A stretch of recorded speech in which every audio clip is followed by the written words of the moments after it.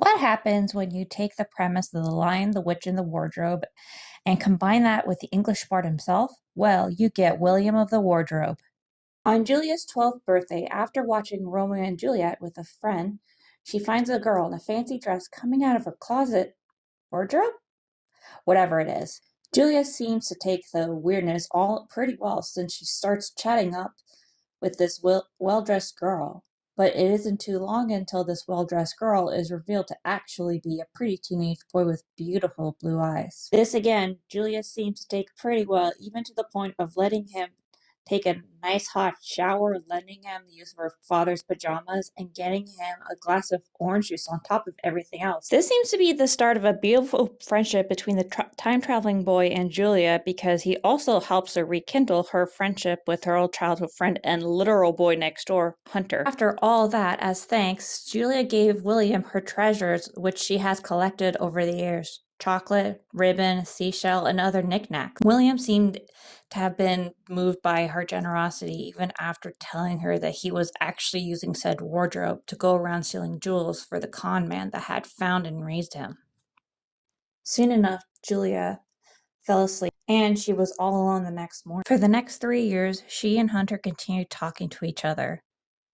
And like, teenagers are one to do sometimes, even with friends, they start being more intimate with each other. But this is also behind closed doors because it seems like neither of the two 15-year-olds are trying to get close to each other in public, which makes Julia very sad, but also emotionally passive. But even when she is with Hunter, she can't stop thinking about the pretty boy who magically came out of her wardrobe on her 12th birthday. That is until she hears a rumor about how Hunter has already bought 2 tickets for a school dance.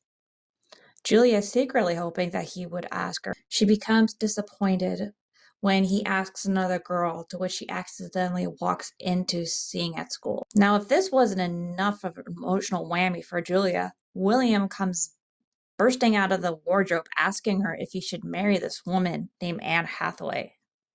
And no, it's not the one you're thinking of.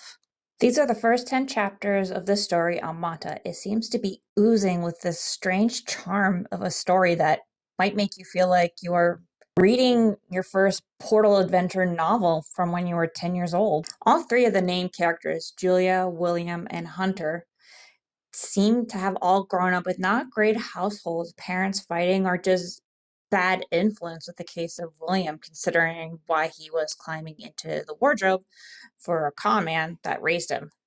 With both Julia and Hunter, this was probably why both of them are pretty tight-lipped about many of their own feelings. I do know from my own personal experience, I'm okay with confrontational arguments, especially as a writer, but when negative emotions gets in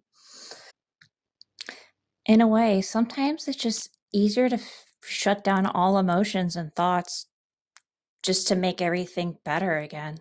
And obviously, this is not how you solve your problems, but they're also just 15 years old. And this is how they learn. Sometimes you need to learn things the hard way.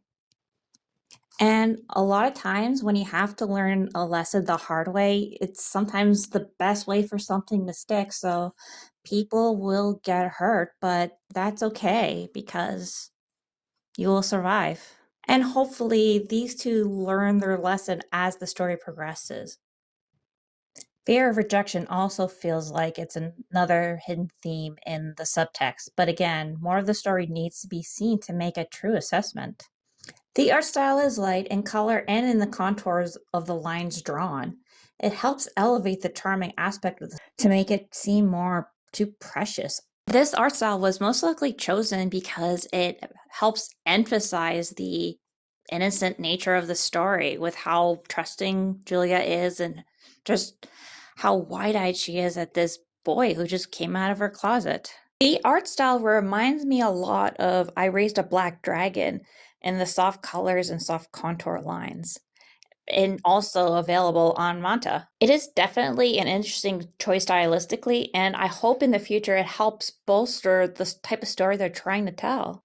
If I ever come back to make another video about this series, I will absolutely love to talk about the historical changes made with the English bard himself, Shakespeare.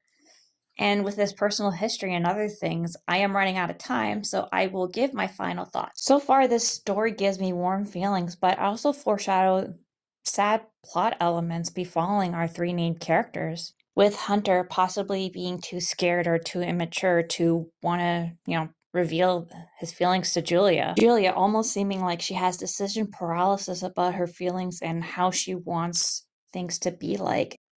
And this at all isn't even taking into consideration William Shakespeare himself and his whole mysterious atmosphere that he gives off. He so far seems to be the most interesting element in the story. But that probably revolves around the whole time traveling, wardrobe, TARDIS, whatever you want to call it.